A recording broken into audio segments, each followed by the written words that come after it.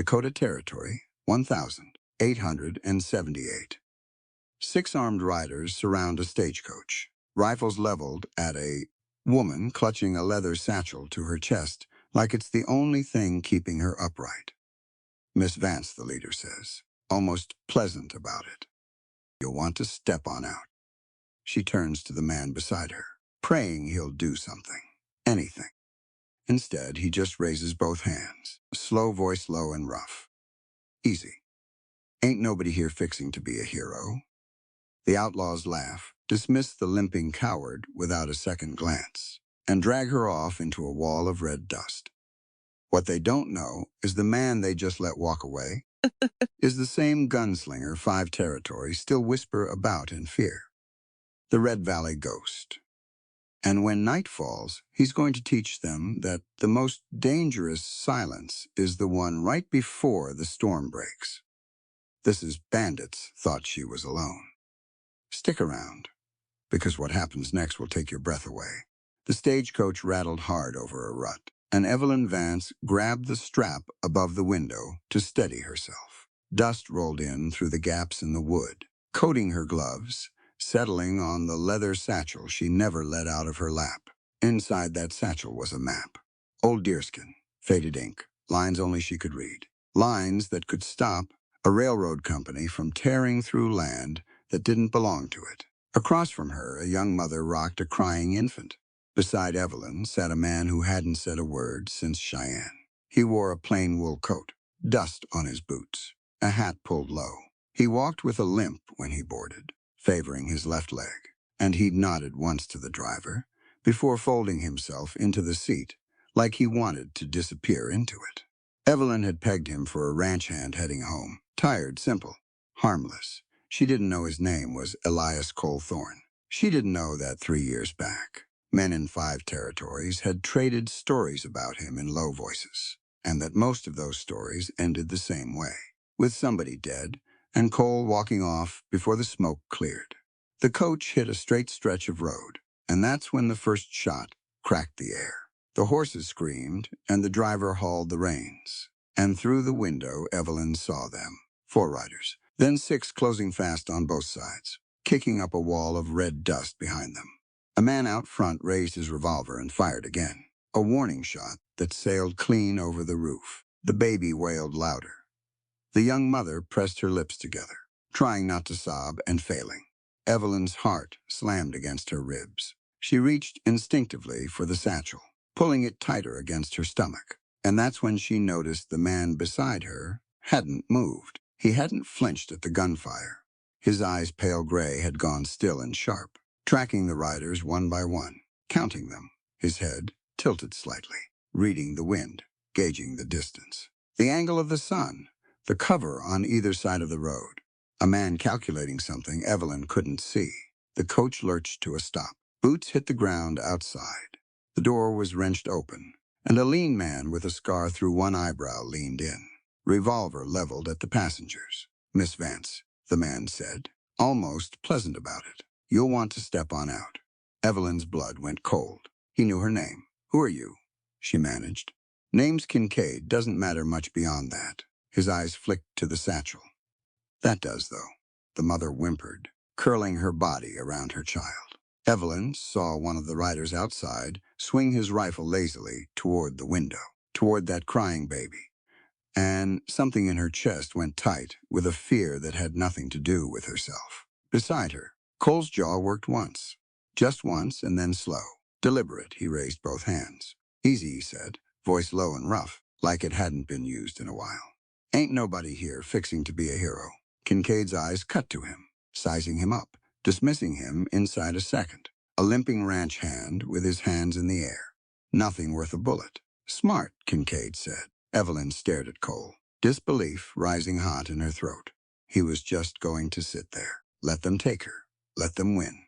She wanted to scream at him, wanted to ask what kind of man watches a woman get dragged off a stagecoach and does nothing. But she caught his eyes for half a second before Kincaid's men hauled her out into the dust. And what she saw there wasn't fear, and it wasn't surrender either. It was patience. Cold, deliberate patience. the kind that waits for the exact right moment and refuses to spend itself a second early. Then she was outside, boots slipping on gravel, a rider's hand closing around her arm, hard enough to bruise. She twisted back once, toward the coach, toward the man who'd let this happen, and saw him still sitting there, hands raised, head down, playing the coward for an audience that believed every bit of it. The riders wheeled their horses and rode, dragging her along. And the last thing Evelyn heard before the dust swallowed the coach behind her was the baby, still crying safe. She didn't understand it then. She wouldn't understand it for days. That the man who let her be taken had done the arithmetic in half a breath. 6 armed riders against one child who couldn't run, and a mother who couldn't fight, and chose the only math that mattered. Not his pride, not even her safety, not yet. The crossfire that never happened. Cole watched the dust cloud swallow the riders and the woman they'd taken, and only then did he let his hands fall. He turned to the driver, voice flat and even. "Get this coach to town. Send word to the marshal's office. Tell them the ghost is riding." The driver's eyes went wide, recognition dawning slow and disbelieving, and Cole was already walking, already loosening the limp from his stride, already becoming something the men who took Evelyn Vance had never seen coming. The camp sat in a fold of rock high above a dry creek bed, hidden from the trail by a stand of scrub pine. Kincaid's men had strung a canvas tarp between 2 boulders, and underneath it, tied to a support post with rope that bit into her wrists, sat Evelyn Vance. She had stopped struggling an hour ago, not because she'd given up, because she'd realized struggling only wasted air she might need later. The fire popped and threw orange light across Kincaid's face as he crouched in front of her, turning her satchel over in his hands like a man appraising a horse he meant to buy cheap. "Pretty piece of leather," he said. "Shame what's inside, it's going to cost you." Evelyn kept her chin level. "You don't even know what's inside it. I know it's a map. I know some tribal elder drew it 40 years back. And I know Harlan Sterling wants it bad enough to pay me more than I've made in the last 2 years combined." Kincaid pulled the deerskin free and squinted at the markings, the cross-hatched lines, symbols that meant nothing to him. "Only trouble is, nobody can read the damn thing except you. Then you have a problem." Kincaid smiled, slow and without warmth, and set the map down on a flat rock beside the fire. He drew his revolver, thumbed back the hammer, and pressed the barrel gently under Evelyn's chin, tilting her face up toward his. "Let's talk about problems," he said. "I've got 6 men here who haven't seen a woman in a month. I've got a boss back in Cheyenne who doesn't care how I get results. Only that I get them. And I've got a length of rope and a whole lot of night ahead of us." Any other woman might have wept. Evelyn had spent 4 years arguing land law in courtrooms full of men who wanted her to weep, who expected it, who built their arguments around the assumption that a woman facing pressure would eventually crumble into something they could manage. She had learned a long time ago that tears were a currency, and she wasn't in the business of spending currency. She didn't have to. She looked past the revolver into Kincaid's eyes. "You've done this before," she said, the gun under the chin. "The countdown to violence. It works on people who haven't thought through what happens after." Kincaid's jaw tightened, just slightly. "That's so if I die, the map dies with me. Nobody else can translate it. Sterling doesn't get his railroad. You don't get your money. And you've killed the one asset that made you worth hiring in the first place." She let that sit a second. "You're not a stupid man, Kincaid. A stupid man would have pulled that trigger already." For a long moment, nobody in the camp moved. The fire cracked. Somewhere off in the dark, one of the horses stamped and blew air through its nose. Kincaid lowered the hammer, slow, and pulled the revolver back. "You've got a mouth on you. I've got a law degree and 4 years arguing in front of judges who wanted me gone before I opened it. A gun in my face isn't the worst intimidation I've faced this year." Kincaid stood, holstering the pistol, and paced a few steps toward the fire, rubbing a hand across his jaw. He was used to fear. Fear he knew how to work with, how to bend into whatever shape he needed. What he didn't know how to work with was a woman who looked at him like he was a puzzle she was already halfway through solving. You'll translate it, he said finally. One way or another. You can pull that trigger. Kincaid, Evelyn said, quiet now. Steady. But a bullet doesn't erase the law, and it certainly doesn't make you a man. Kincaid didn't answer that. He turned and walked off into the dark, snapping at two of his men to keep watch. And Evelyn sat against the post with her wrists raw, and her heart hammering underneath a face she had willed into stillness. She thought about the coward on the stagecoach, the rancher who'd raised his hands and let her be dragged off without a fight. She was almost more angry at him than she was at Kincaid. At least, Kincaid had never pretended to be anything other than what he was. Hours passed. The fire burned down to coals. Two guards remained near the tarp, rifles across their knees, passing a bottle back and forth in low murmurs. Evelyn didn't hear the first guard go down. There was no cry, no scuffle. 1 second he was sitting against the rock with the bottle in his hand, and the next he simply wasn't sitting anymore, and a shape had folded him quietly into the dirt. The second guard turned, opening his mouth to call out, and a hand clamped over it before sound could escape. He went still, then slack, lowered to the ground without so much as a thud. Evelyn's breath caught somewhere behind her ribs. A figure crouched in front of her, and firelight caught the edge of a jaw she recognized. The rancher, the coward, except his hands, working quick and sure at the ropes binding her wrists, didn't shake at all, and his eyes, scanning the camp over her shoulder, missed nothing. You, she whispered. Quiet, Cole said, voice barely more than breath. We've got maybe 2 minutes before the next watch checks in. You let them take me. I let them think they got away with something. He freed her hands and pulled her up, keeping his body angled between her and the camp. Wasn't gonna get you, and half a coach full of children shot doing it my way in broad daylight. She wanted to argue. There wasn't time. He pressed the satchel back into her hands, the map still folded inside it, and pulled her low and fast toward the tree line, moving with a silence that unsettled her more than Kincaid's revolver had. They were almost clear of the camp when a lantern swung around the corner of a boulder, carried by a man returning from the horses. Light spilled across them both for half a second, catching Cole's right hand as he pushed Evelyn behind him. A cross-shaped scar, pale and old, ran across the back of that hand. The lantern man froze, somewhere behind him. Kincaid's voice cut through the dark, sharp with sudden understanding. Ghost. The word hit the camp like a spark to dry grass. Kincaid came around the boulder with his revolver already drawn, and behind him, men scrambled up from their bedrolls, grabbing rifles, shouting half-formed questions at each other. Cole didn't wait to answer any of them. He grabbed Evelyn's wrist and ran. They hit the tree line at a dead sprint, branches whipping at their faces, loose scree sliding under their boots. Behind them, gunfire cracked, wild and undisciplined, bullets snapping through leaves well wide of where they actually were. This way, Cole said, veering hard left down a slope that dropped toward the dry creek bed. Evelyn stumbled, and his hand caught her elbow before she went down, steadying her without slowing. Who are you? She gasped, lungs burning. What was that back there? The ghost. They called you the ghost. Ask me when we're not being shot at. They ran. The moon was thin, giving just enough light to keep from breaking an ankle on the rocks. And Cole moved through the terrain like he'd walked it 100 times before, cutting angles that put stone between them and the gunfire, choosing paths that Evelyn wouldn't have seen in daylight, let alone dark. Behind them, the pursuit thinned out.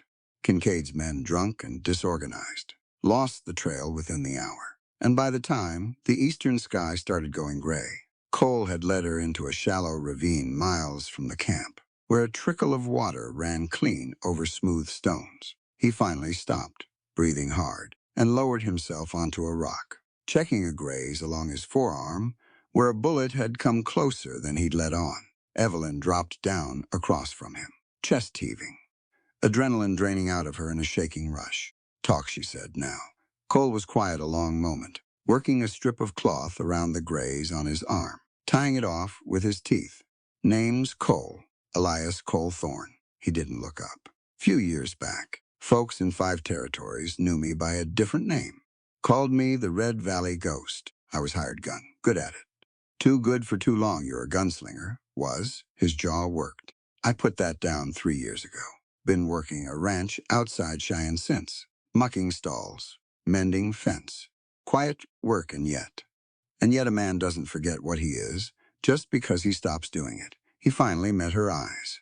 I was on that stagecoach because I was heading back from a cattle sale.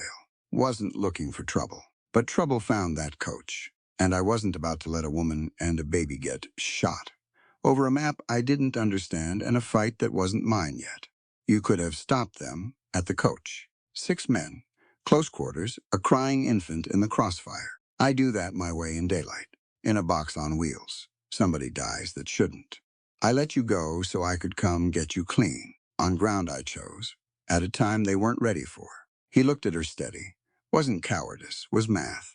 Evelyn sat with that a moment, turning it over. It didn't erase her anger, but it changed its shape. The scar, she said, on your hand, that's how he knew you. Cole glanced down at the cross-shaped mark, old and pale against his knuckles, branded into me a long time ago. Long story. Point is, once Kincaid saw it. He knows exactly who's got you now. And men like Kincaid don't let a payday like you walk without a fight. So what now? Now we move. Put ground between us and that camp before sunup. Find somewhere to hole up. Figure the rest out from there. They pushed on through the gray early light, following the creek bed north. And Evelyn found herself watching him as they walked. Watching how he checked the ridgelines without seeming to. How his hand never strayed far from the revolver at his hip. How he'd slow his pace without comment whenever her steps started to drag. At midday, they crested a rise and looked down on Kincaid's abandoned camp far behind them. Empty now, the men having pulled out to regroup and pick up the trail elsewhere. They'll find us eventually, Evelyn said. Then we make sure we're ready when they do. Cole adjusted the satchel strap on her shoulder, an oddly gentle gesture from a man who'd taken down 2 armed guards in total silence hours before. That map, what's actually on it? A treaty boundary, drawn by a tribal elder 40 years ago, confirming which lands belong to his people. Land a railroad company wants to run track straight through. I'm the only person alive who can translate the markings into something a federal court will recognize. And Sterling wants it gone. Sterling wants it in his hands, so he can either destroy it or forge something that says the opposite. Evelyn's voice hardened. I've spent 4 years fighting men like him in courtrooms. I'm not about to lose that fight in a canyon in Dakota Territory. Cole almost smiled at that, the first hint of it she'd seen from him. Good, he said, because I've got a feeling we're going to need that fight in you before this is done. They walked on, the sun climbing, and neither of them noticed yet the clouds building dark and low along the western horizon. A storm rolling in that would push them both into a narrow cave and closer together than either one had planned on. The storm hit without warning, the way storms in that country always seem to. A wall of red dust rolling across the flats and swallowing the horizon whole. Cole spotted it first, a smudge on the wind that turned into a churning curtain within minutes, and he grabbed Evelyn's arm and pulled her toward a shelf of rock jutting from the hillside. Cave, he said, voice raised over the rising wind. Move. They reached the mouth of a shallow cave, just as the storm broke fully, dust and grit scouring the air outside into a blinding red haze. Cole dragged a fallen branch across the opening, more habit than real protection, and they sat back against the cold stone while the wind howled past outside. For a long while, neither of them spoke. Evelyn hugged her knees, watching the storm through the gap in the branch, and Cole sat a few feet away, cleaning his revolver by feel in the dim light. Motions slow and practiced. You did that without thinking, she said finally, back at the camp. Those 2 men, you didn't hesitate. No. Doesn't that bother you? Cole's hands stilled on the revolver. Every day. Then, why do it? Because the alternative was you strapped to that post till Sterling got what he wanted. And I've seen what men like that do once they've got what they want. He set the revolver down. I don't enjoy it. Never did, even when I was doing it for money instead of for somebody worth protecting.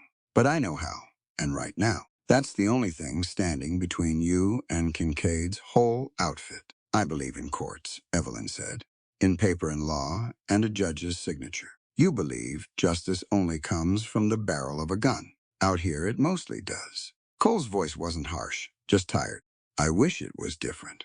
I've watched good men bring their grievances to a courthouse and watched the men with money walk out, untouched. Papers only as strong as the men willing to enforce it. Paper is how we build something that outlasts men like Kincaid. Guns just clear the room for the next Kincaid to walk in. They sat with the disagreement between them, the wind screaming outside, and it was the first real argument they'd had. And somehow it felt less like a wall and more like two people trying to build something from opposite ends of the same bridge. By nightfall, Cole's fever set in. The graze on his arm had gone deeper than he'd let on.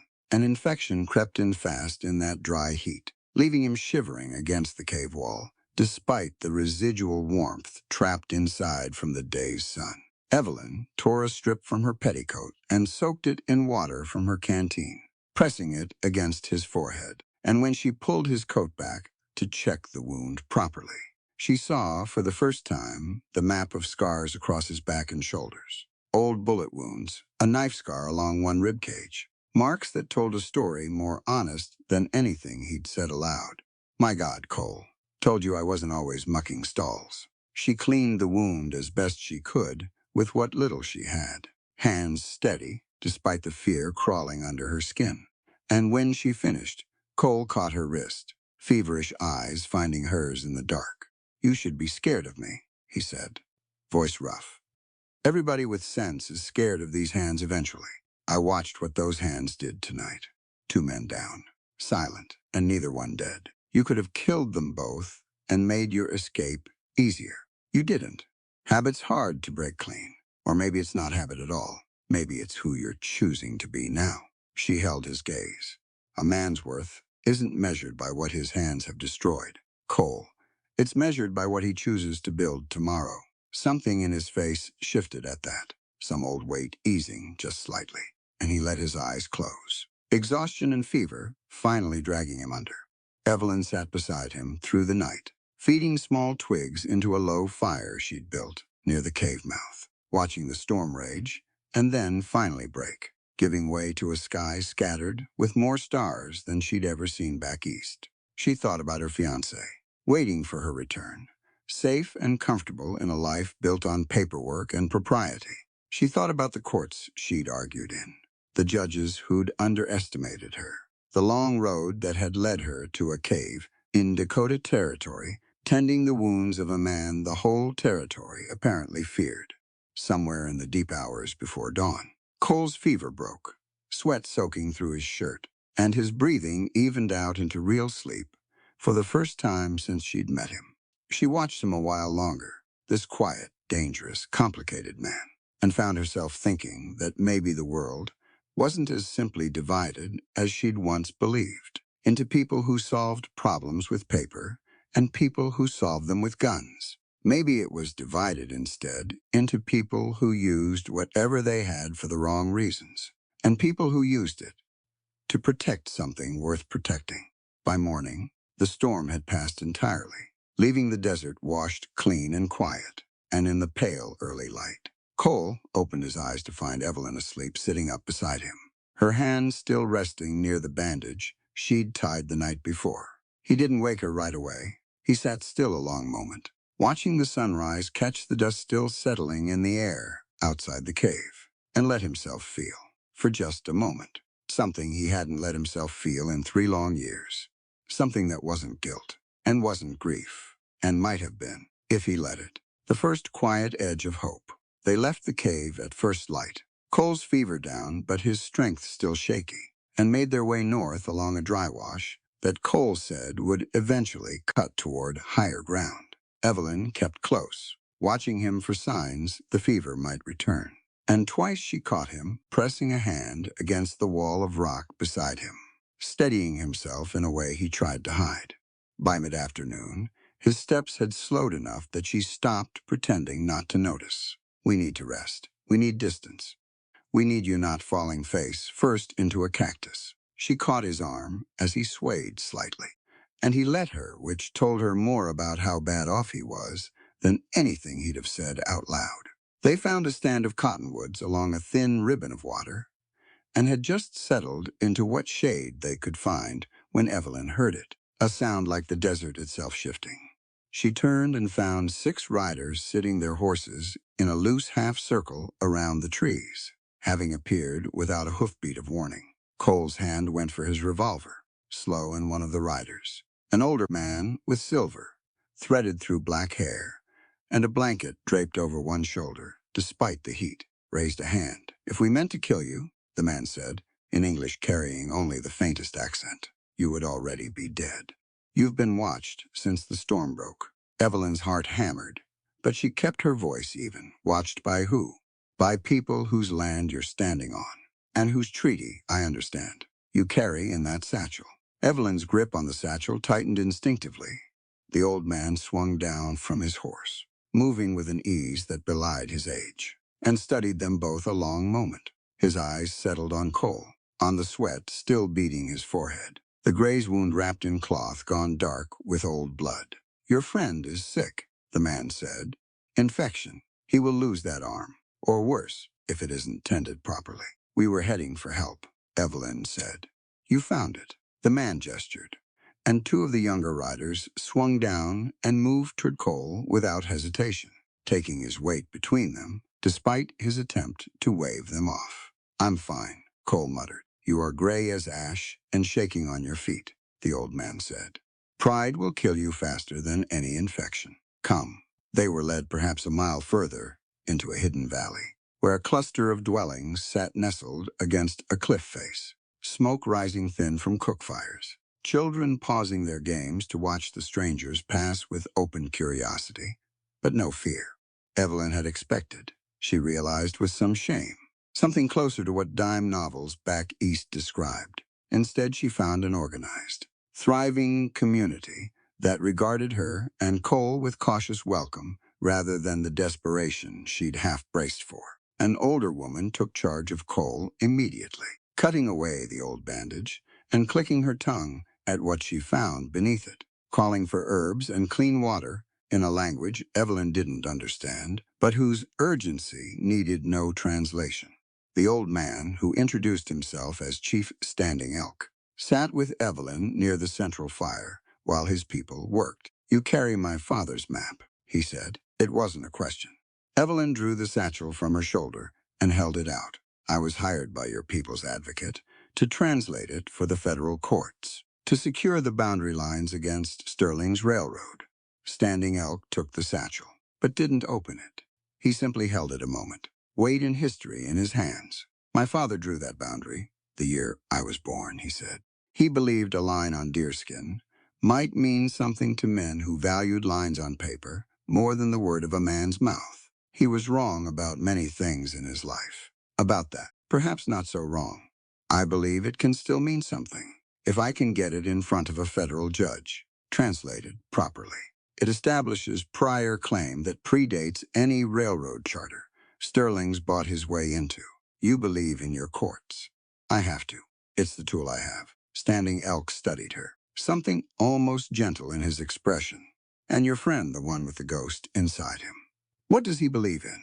Evelyn glanced toward where Cole sat, wincing as the old woman packed something dark and pungent against his wound. "I think he's still figuring that out." "Good," Standing Elk said. "A man who has already decided what he believes in stops learning. That is a dangerous thing in a man who carries what he carries." Over the following 2 days, while Cole's fever broke fully and his strength slowly returned under the old woman's care, Evelyn found herself drawn into the daily rhythm of the camp. She helped grind corn with the women, listened to stories told around the fire at night, watched children practice with small bows under patient supervision. Nobody treated her as a curiosity or a threat. They simply made room for her, the way people do for someone willing to actually be present rather than merely passing through.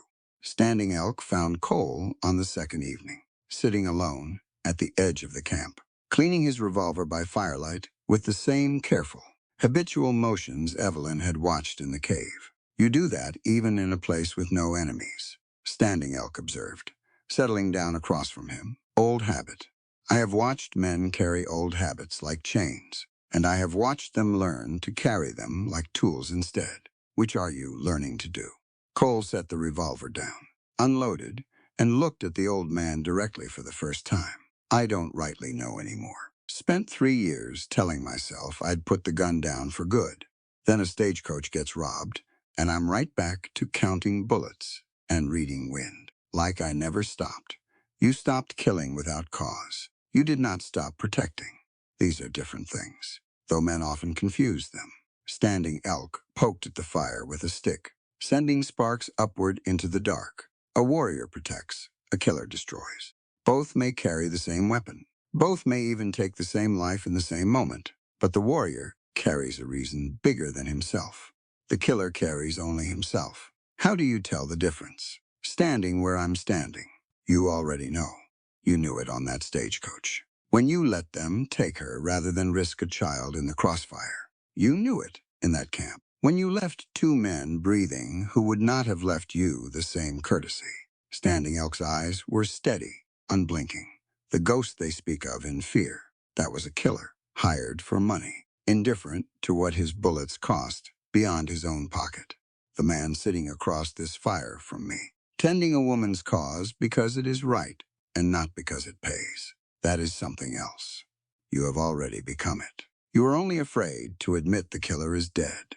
Cole said nothing for a long while, staring into the flames. I've done things, he said finally. Things I can't undo.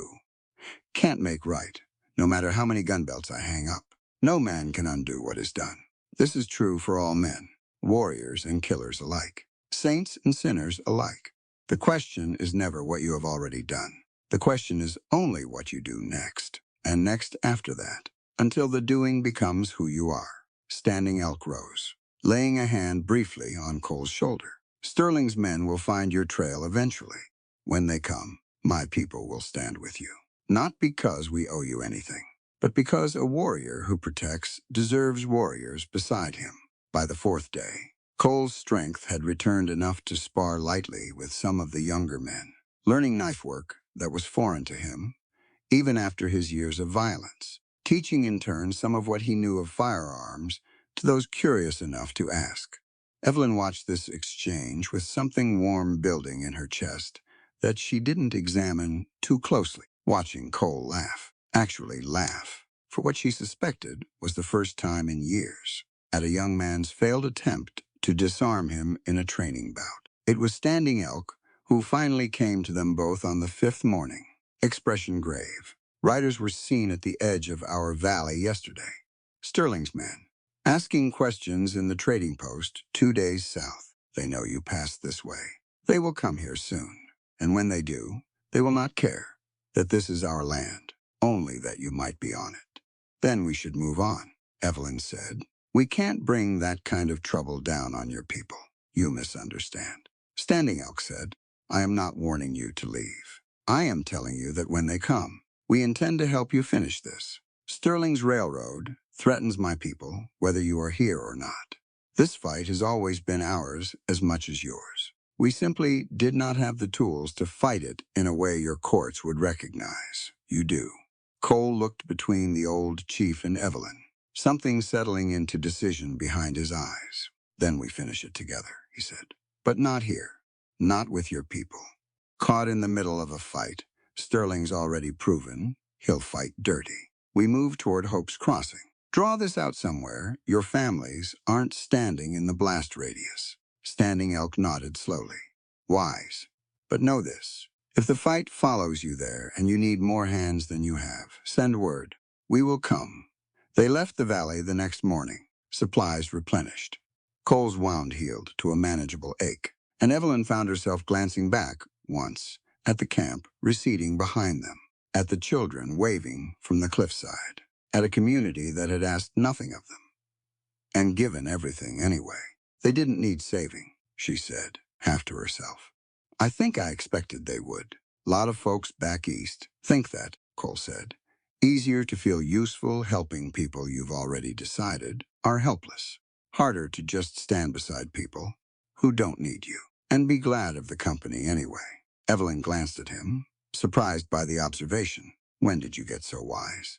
Ask me again after the next gunfight. Wisdom's got a way of evaporating quick when bullets start flying. They pushed on toward Hope's Crossing, neither of them yet aware of the corrupt sheriff waiting there, nor the parting gift from a fiancé that would soon shatter what remained of Evelyn's faith in the world she'd left behind. Hope's Crossing sat at the junction of two well-worn trails, a scattering of clapboard buildings around a dusty central street, more substantial than the last few towns they'd skirted, with a telegraph office, a bank, and a saloon whose piano could be heard even from the edge of town. We need to wire ahead, Evelyn said as they walked their borrowed horses down the main street.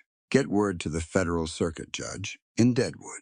If I can get the translation into his hands before Sterling's lawyers muddy the waters, we might end this without another shot fired. Cole scanned the street with the same careful attention he gave everything, noting the placement of the sheriff's office, the men loitering outside the saloon, with a bit too much interest in the new arrivals, the particular quiet that settled over a boardwalk conversation as they passed. Something's off here, he said quietly. Off how, can't say exact. Just off. He nodded toward the sheriff's office, where a heavy-set man in a tin star leaned in the doorway, watching them with undisguised interest. That's not curiosity. That's a man who already knows who we are. They reached the telegraph office regardless, Evelyn determined to get word out while they had the chance, and the young clerk behind the counter went pale the moment she gave her name. Miss Vance, he said, voice cracking slightly. I've got something for you. Came in, few days back, marked for delivery if you pass through. He produced a small parcel wrapped in brown paper, and Evelyn's stomach dropped even before she opened it. Inside was a silver pocket watch, engraved with initials that weren't her own, the one she'd given her fiancé before leaving for the territory, as a token of her promise to return. Where did this come from? The clerk's eyes darted toward the door, and Evelyn turned in time to see Kincaid step through it, flanked by two men, revolver already in hand, a slow smile spreading across his face at the sight of her stricken expression. Recognize it. Sweetheart, how did you get this? Same way I got your itinerary. Same way I knew exactly which stagecoach to hit, and exactly when. Kincaid tossed the pocket watch's chain idly through his fingers. Your fiancé, back east, sold you out for $5,000. Miss Vance told Sterling's man everything. Your route, your timeline, even that fancy map you're so protective of. Guess devotion's got a price after all, and yours turned out cheaper than you'd have liked. The words hit like a physical blow. Evelyn felt the floor tilt slightly beneath her. The careful architecture of her life, back east, the promises made, the future plan, all of it built on a foundation that had apparently been for sale the entire time. You're lying. Wish I was.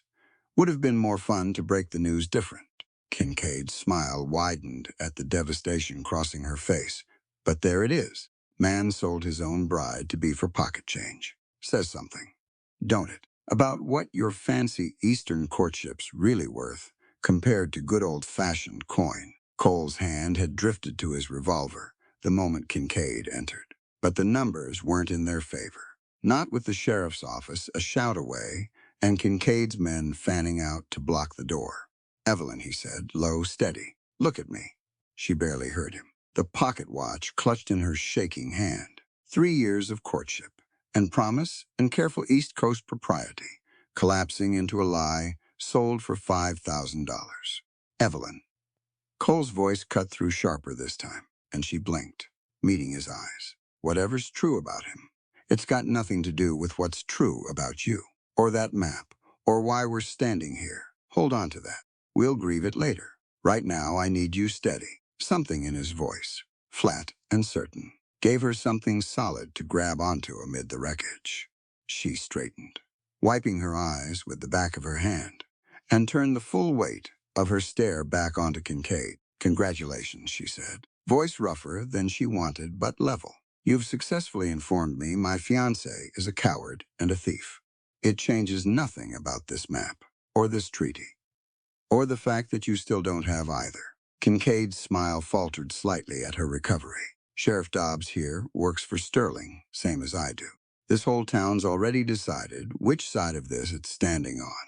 You two are about as trapped gets. As if summoned by his name, the heavy-set sheriff pushed through the door, hand resting meaningfully on his own revolver. Kincaid's right, Dobbs said. Nothing happens in Hope's Crossing that Harlan Sterling doesn't sanction. You'd both do well to hand over that satchel and save everybody a mess. Cole's eyes flicked between the men blocking the door. The sheriff, Kincaid.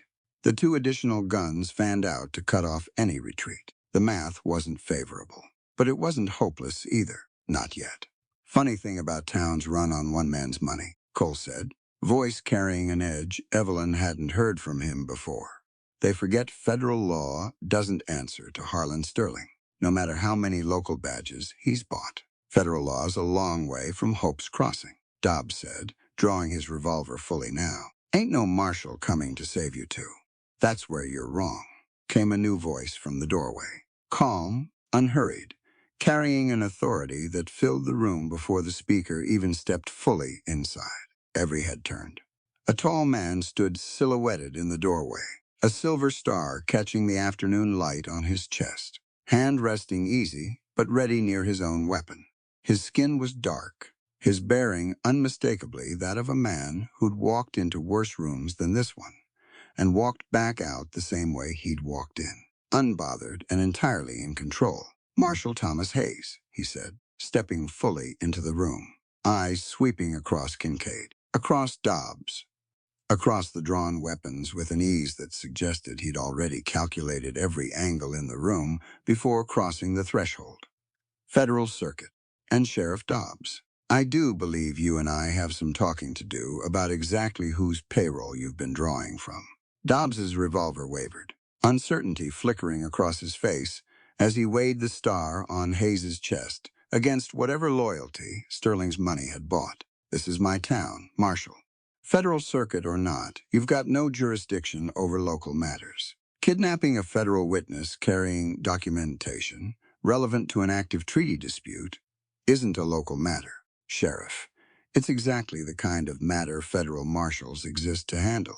Hayes's voice never rose, never wavered, carrying instead a quiet certainty that seemed to shrink the room around Dobbs rather than the reverse.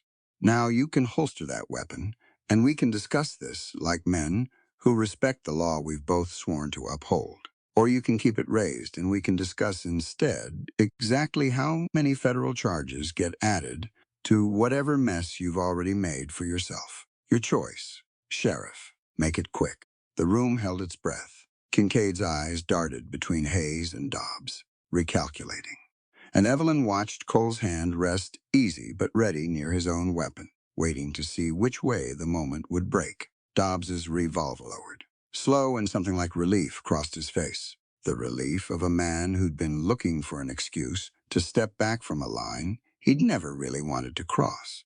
I was told there'd be federal cover for this, Dobbs muttered. Sterling's man said the paperwork was handled.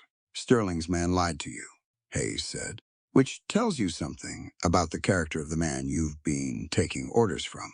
Kincaid, sensing the shift in the room's balance, took a slow step backward toward the door, calculating an exit. Hayes's eyes cut to him immediately. You'll want to stay right where you are. I don't answer to federal marshals, Kincaid said. I'm a private contractor. You're a man who kidnapped a woman off a stagecoach at gunpoint, which makes you a federal matter whether you answer to me or not. Hayes's hand rested easy on his own weapon, unhurried but unmistakably ready. Sit down, Mr. Kincaid, or don't. I'll enjoy either outcome about equally. Something in the marshal's flat certainty convinced Kincaid this wasn't a bluff worth testing. He lowered himself slowly into a chair near the wall, jaw tight, eyes still calculating. Hayes turned his attention to Evelyn, expression softening slightly. Miss Vance, I presume? I've been tracking your situation since word reached Deadwood that Sterling's men had hit a stagecoach in the territory. Are you harmed? No, not physically. Her voice still carried the rawness of the last hour's revelations. Marshal, I need to get this map's translation into federal hands before Sterling's lawyers can muddy the treaty's standing. Then let's discuss exactly how we do that. Hayes glanced toward Dobbs, still standing uncertain near his desk. Sheriff, I'll need your office and your cooperation for the next several hours. Unless you'd prefer to spend that time explaining to a federal judge exactly what Sterling paid you and when. Dobbs's shoulders sagged, the fight fully gone out of him. Office is yours, Marshal. Over the following hours, with Kincaid detained and Dobbs stripped of any pretense of authority, Hayes listened as Evelyn laid out the treaty's history. Standing Elk's boundary lines, the legal precedent that would make the document binding once properly translated and filed. Cole stood near the window throughout, watching the street, noting the handful of Sterling loyalists who'd gathered outside, murmuring among themselves. Sterling won't take this lying down, Cole said finally. Kincaid detained. Dobbs neutralized. That's a serious dent in his plans. He'll come at this harder now, not softer. I expect he will. Hayes agreed. Which is why we need this translation filed and witnessed before he has the chance to escalate further. There's a circuit judge 2 days' ride from here who can make this legally binding the moment Miss Vance's translation is complete and notarized. 2 days is a long time for Sterling to organize something ugly. It is. Hayes's expression remained calm, but something steely settled behind his eyes. Which is why I intend to see this through personally, Mr. Thorne, alongside whatever help you're willing to offer. I've heard stories about the Red Valley Ghost. Wasn't sure.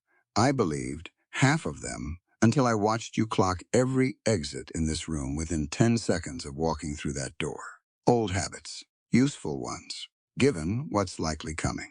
Hayes extended a hand, and after a moment's consideration, Cole took it.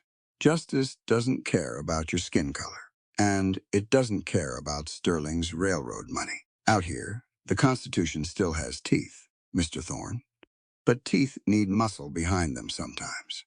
I'd be glad of yours that evening, as the sun dropped low and cast the street in long amber shadows. Evelyn sat with the map spread across a table in the sheriff's office, working through the translation by lamplight while Hayes reviewed federal statute, and Cole kept careful watch from the window.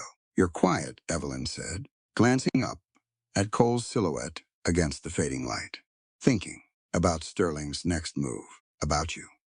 He didn't turn from the window. That watch, what he told you about your fiancé. You've hardly said 2 words about it since. Evelyn's pen stilled against the paper. There's not much to say. I built a future on a foundation that was apparently for sale the whole time. Not the first time I've misjudged a man's character. Probably won't be the last, for what it's worth, Cole said, finally turning to look at her. The man who sold you out for $5,000 never once stood between you and a gun. Seems to me you already know which kind of man you were engaged to, and which kind you've been traveling with these last 2 weeks. Evelyn held his gaze a long moment, something unspoken passing between them that neither was quite ready to name aloud, and then returned to the translation, pen moving steady again across the page, while outside, unseen by any of them, a rider carrying word to Harlan Sterling pushed his horse hard through the gathering dark, hauling news that would bring the full weight of Sterling's fury down on Hope's Crossing within a day's time. The rider reached Sterling's private car at the railhead outside Cheyenne well past midnight, and by dawn, Harlan Sterling was already dressed, already furious, already giving orders that would set half his hired guns moving toward Hope's Crossing before breakfast. Kincaid detained, Dobbs neutered, a federal marshal sniffing around my business. Sterling's voice was cold and controlled, the voice of a man who'd built an empire by never once raising it. He straightened his cufflinks in the mirror of his private car. Assemble every man on the payroll. I want that woman, that map, and that marshal's badge dealt with before this reaches Washington. By the time word reached Hope's Crossing, the sky to the west had already gone the color of an old bruise, a dust storm building on the horizon that mirrored, in its way, the storm gathering on the ground. Riders, Cole said, standing at the window of the sheriff's office as the first cloud of dust appeared along the eastern trail. More than a dozen, coming fast. Hayes joined him at the window, expression grim. Sterling's decided subtlety isn't worth his time anymore. The translation, Evelyn said, urgent, pulling the finished document from beneath a stack of statute books. It's done, notarized this morning by the circuit clerk. If we can get it to the judge in Deadwood, none of this matters anymore. Sterling can burn this whole town down, and it won't undo a legally filed treaty. There's the trick, Hayes said. 2 days' ride. And Sterling's men between us and every road out of town. Cole's eyes moved across the street, calculating angles the way he always did, and settled on the half-finished frame of the new railroad station, rising at the edge of town. All exposed beams and stacked lumber, a skeleton of the very industry that had brought this violence down on them. That building, he said, high ground, defensible lines of sight, and it puts us between Sterling's men and the trail north. We hole up there. We hold them long enough for Miss Vance's translation to get out by another route. Another route, Evelyn repeated. Meaning somebody rides for Deadwood, while the rest of us give Sterling's men something to think about, besides chasing a courier. Hayes considered this, then nodded once, decisive. I'll send the telegraph clerk's boy. He knows these trails better than any of Sterling's hired guns. You two with me. Hold that station as long as it takes. The plan set in motion fast. The young clerk's son slipping out the back of town on a fast horse, just as Sterling's riders crested the ridge above Hope's Crossing. And by the time the first of Sterling's men reached the main street, Cole, Evelyn, and Hayes had already taken position inside the half-built railroad station, stacking lumber into makeshift barricades, checking weapons, watching the storm roll closer on the horizon like a living thing, keeping time with the violence about to unfold. You know how to load a rifle? Cole asked, glancing at Evelyn as she settled behind a stack of crates near the station's eastern wall. I know how to do a great many things, men. Don't expect a woman from back east to know. She checked the rifle's action with practiced hands, a skill picked up from her father's hunting trips as a girl. Never imagined it would matter beyond putting meat on a table. Point me where you need me. Keep Hayes and me supplied. Watch our blind spots. And if any of Sterling's men get past our first line, you shoot before you think twice about it. I can shoot, Cole. I've been shooting since I was 9 years old. Something in her flat certainty made him almost smile, despite the gravity of what was coming. Good, because we're about to need every bit of that. The first wave of Sterling's men hit the station's perimeter just as the dust storm rolled fully over the town, visibility dropping to a few dozen yards. The world reduced to swirling red haze and the crack of gunfire cutting through it. Cole moved along the barricades with a calm that belied the chaos, picking targets with the same careful, patient math he'd applied on the stagecoach weeks before, disabling rather than killing where the choice presented itself, but making no apology for the shots that had to count fully when cover ran thin.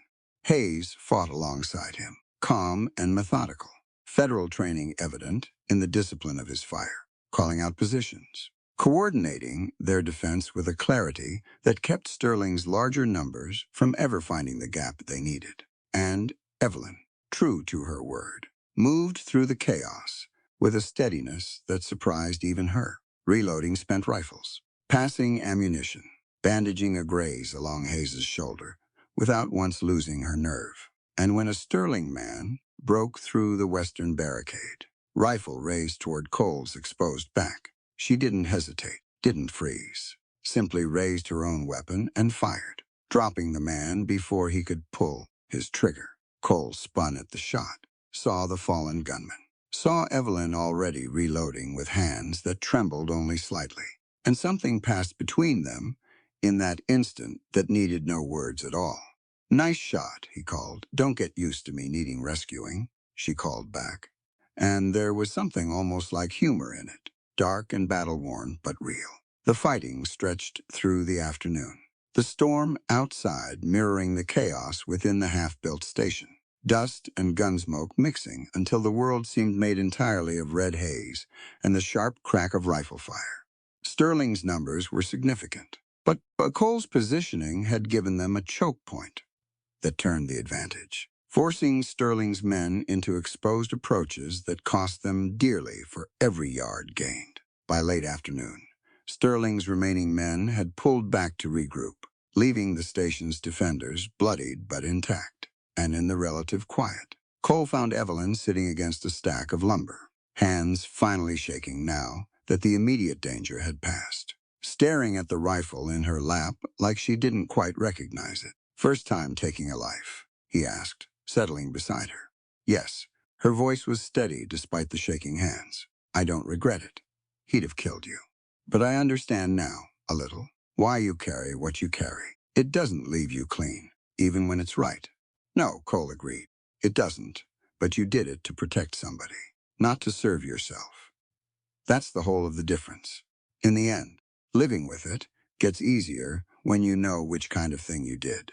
They sat together a moment in the settling dust, and somewhere beyond the station's broken walls, Harlan Sterling was already giving new orders, already calculating the price of failure, unaware that the young clerk's son was already 3 hours down the trail toward Deadwood, carrying with him a translated treaty that would render every bullet Sterling spent that day ultimately meaningless. But Sterling wasn't a man who accepted meaninglessness easily, and as the sun began its descent toward the western horizon, he personally rode forward with Kincaid, freed from his makeshift confinement and a fresh contingent of guns, determined to end this before the sun set on Hope's Crossing entirely.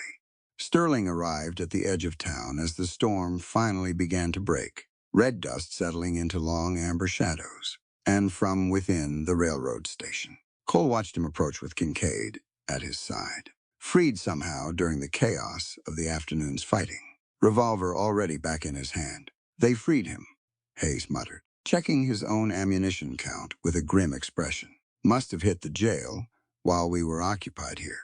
"Doesn't change the math," Cole said. "Just adds one more gun to a fight we're already winning." Sterling stopped his horse a respectful distance from the station, close enough to be heard, far enough to avoid an easy shot. A man who'd built his fortune, calculating risk, down to the exact percentage point. "Miss Vance," he called out, "I understand you've been busy with paperwork. I'm prepared to offer generous compensation for that document. More than enough to start fresh, somewhere far from whatever remains of your reputation back east." "The document's already filed," Evelyn called back, stepping into view despite Cole's hand reaching to pull her back. "Notarized this morning. A rider's 3 hours down the trail to Deadwood with a copy right now. Whatever you do here, Mr. Sterling, the treaty stands." Sterling's expression flickered, the first genuine crack in his composed facade. "You're bluffing. Send your fastest rider after mine and find out. Though, I should mention, Marshal Hayes has already wired federal authorities regarding Sheriff Dobbs's corruption, your hired gun's kidnapping charges, and your company's involvement in both. Whatever happens in the next hour, Mr. Sterling, you've already lost considerably more than a railroad boundary." For a long moment, Sterling sat his horse in silence, calculating, and something in his face suggested he understood the truth of it even before he spoke again. "Kincaid," he said finally, voice tight, "finish this." Kincaid didn't hesitate, spurring his horse forward with his men fanning out behind him, and the fighting that had paused during Sterling's negotiation erupted again in full force, the dust storm's dying light throwing long, chaotic shadows across the half-built station. Cole moved into the fight with a focus that seemed to sharpen everything around him, the world narrowing to angles and distances and the particular rhythm of a gunfight he'd fought 100 times before, except this time, for the first time in years, he wasn't fighting for money or reputation or the empty satisfaction of a job completed. He was fighting for two people who'd trusted him with something real. He moved through Sterling's remaining men with a precision that left most of them disarmed rather than dead, breaking wrists, disabling weapons, using the swirling dust and failing light as cover to close distances his opponents never saw coming until it was too late to matter. Kincaid, watching his men fall one by one to a ghost who seemed to exist everywhere and nowhere in the storm's dying light, finally broke from the chaos and came at Cole directly, revolver raised. Years of professional violence behind every calculated movement. End of the line. Ghost, Kincaid snarled, closing the distance fast. Cole met him with the economy of motion that spoke to years of hard-earned skill, deflecting Kincaid's first shot wide, closing the gap before a second could be fired. And in the brief, brutal exchange that followed, disarmed him completely. Kincaid's revolver spinning away into the settling dust, while the mercenary himself dropped hard to his knees. Cole's own weapon leveled steady at his forehead. The old Cole, the Red Valley ghost who'd killed for money without a second thought, would have ended it there. A single shot, a debt collected, a threat permanently removed. Instead, Cole's finger moved, and the shot that rang out took the hammer clean off. Kincaid's dropped revolver rather than ending the man's life, and in the same fluid motion, Cole drove his hunting knife into the floorboards an inch from Kincaid's trembling fingers, close enough to feel the wind of its passage, far enough to leave the man very much alive. "Killing you just makes me your kind of monster," Cole said, voice carrying flat and final over the dying wind. "My life is for protecting now, not destroying." Kincaid stared up at him, disbelief and something almost like fear crossing his face. Fear not of death, but of a mercy he didn't understand and hadn't expected. "You should have killed me," Kincaid said. "I'd have killed you, I know. That's the whole difference between us." Cole stepped back, keeping his weapon trained but his intent clear. Marshal Hayes, got a prisoner, needs collecting. Hayes arrived moments later, having dealt with the last of Sterling's scattered gunmen, and clamped federal irons on Kincaid's wrists with the same calm efficiency he'd brought to every moment of the day's chaos. Sterling, watching his hired violence collapse entirely from a safe distance, wheeled his horse to flee, only to find his path blocked by a dozen riders emerging from the settling dust, Standing Elk at their head, having received word from a runner sent hours before, and arrived just in time to close off Sterling's last avenue of escape. "Mr. Sterling," Standing Elk said, voice carrying easily across the quieting battlefield, "I believe you have some business to answer for. Federal business, tribal business, and I suspect before long, considerable business with your own investors. Once word of this day reaches them." Sterling's shoulders sagged in the face of the closing net. The calculated confidence of the morning entirely drained away, and he offered no further resistance as Hayes moved to place him under arrest alongside Kincaid. The day's violence finally, fully at its end. The dust storm cleared entirely by the following morning, leaving Hope's Crossing washed clean under a sky so blue it seemed to mock the violence of the day before. Marshal Hayes oversaw the transport of both Sterling and Kincaid toward Deadwood, where a federal judge, already in possession of the treaty translation carried in by the clerk's brave young son, had begun the process of formally recognizing the tribal boundary lines Evelyn had worked so hard to preserve. Standing Elk stayed through the transition, his presence and testimony proving invaluable in cementing the treaty's legal standing beyond any challenge Sterling's lawyers might later attempt to mount. "It is done," then he said to Evelyn, as they stood together, watching the federal wagon carrying Sterling and Kincaid disappear down the trail. "My father's boundary lines will mean something in your courts, after all. They always meant something," Evelyn said. "It just took the right people willing to fight for that meaning. Some fights are won with guns," Standing Elk observed, glancing toward where Cole stood nearby, gunbelt already looking foreign on his hip in a way it hadn't a week before. "Some are won with paper and patient argument. The wisest among us learn there is a time and place for each, and the courage to know the difference." 3 weeks later, the federal circuit judge's ruling arrived by formal courier. The treaty boundaries fully and permanently recognized. Sterling's railroad charter revoked for the disputed section entirely, and Sterling himself facing federal charges serious enough to end whatever remained of his business empire. Cole stood in the valley outside Standing Elk's community. Gun belt hung on a nail inside a small cabin he'd begun building at the edge of the settlement, and picked up, instead, a carpenter's hammer, its weight unfamiliar in hands that had spent far more years handling weapons than tools. Evelyn found him there, framing the walls of what would become the valley's first schoolhouse, timber and nails replacing the tools of violence that had defined so much of his recent life. "You're good at this," she observed, watching him set a beam level with careful, patient hands. "Turns out building something's harder than tearing it down. Takes more patience than I ever gave it credit for." He set the hammer down, wiping sweat from his brow. "You could still go back east. You know, rebuild that life you had planned." "I could." Evelyn stepped closer.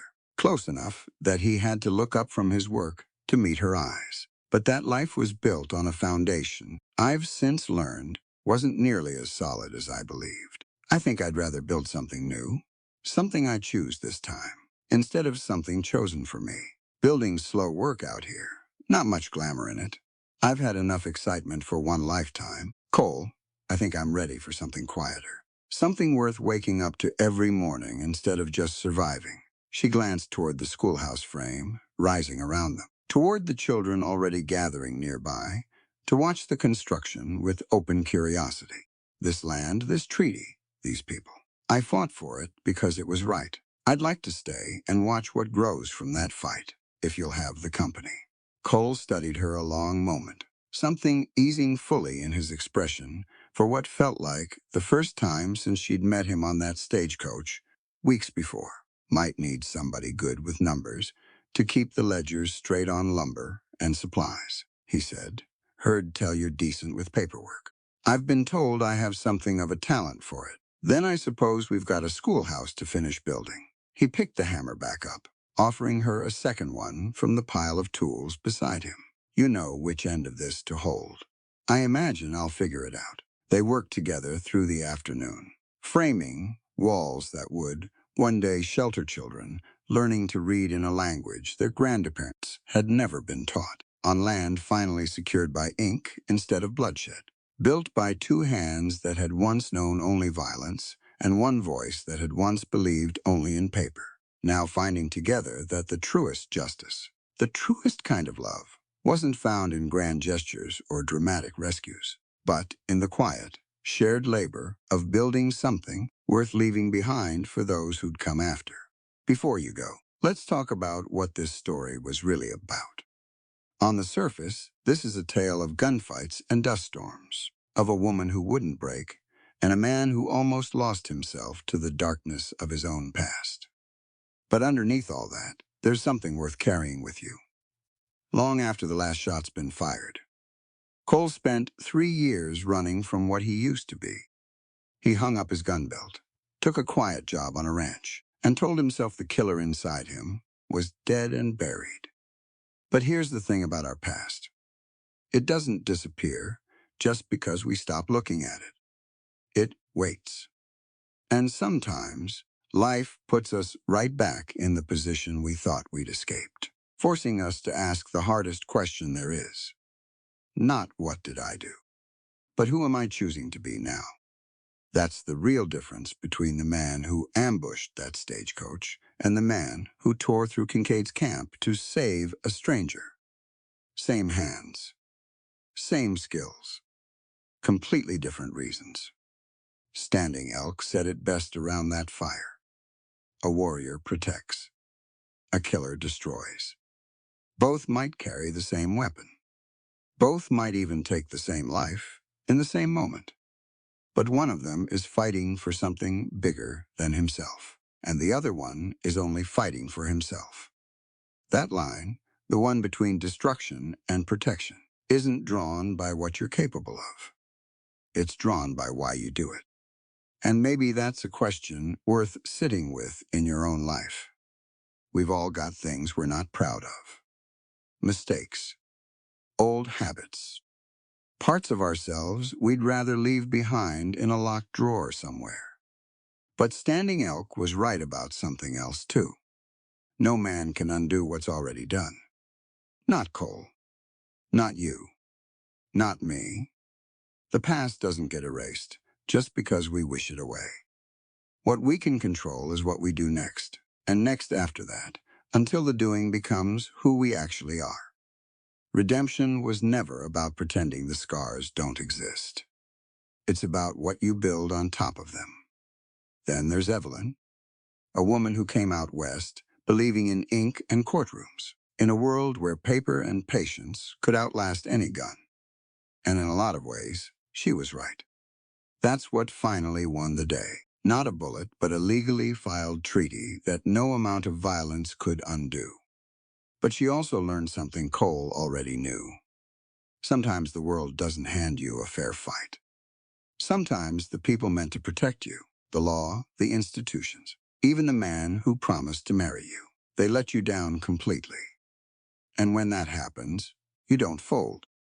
You don't hand over your dignity along with your trust. You stand there in the wreckage of what you thought your life was going to be, and you decide what you're going to build instead.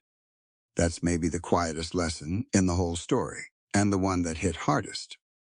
Evelyn's fiancé sold her out for $5,000. That kind of betrayal could have broken her.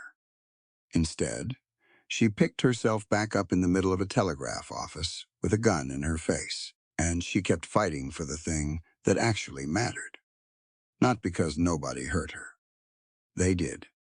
But because she refused to let one man's cowardice define the rest of her story.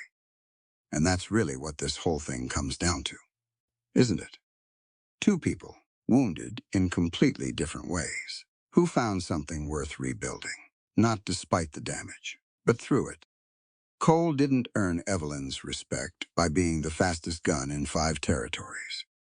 He earned it the moment he chose mercy over vengeance, kneeling over a man who deserved a bullet and giving him a hammer's worth of grace instead. And Evelyn didn't win that fight by being rescued. She won it by picking up a rifle herself, by reloading, by standing shoulder to shoulder with the people she trusted, and by refusing to let heartbreak turn into helplessness. By the end, they're not standing over a pile of bodies celebrating a victory. They're framing the walls of a schoolhouse, building something quiet, something that'll outlast every gunslinger, every railroad tycoon, every man who ever tried to take something that wasn't his. That's the real ending this story earns. Not conquest. Construction. If this story meant something to you, hit that like button. Drop a comment telling me which chapter hit you hardest, and subscribe for more stories just like this one. There's a lot more ground to cover out here in the territory, and I'd love to have you along for the ride.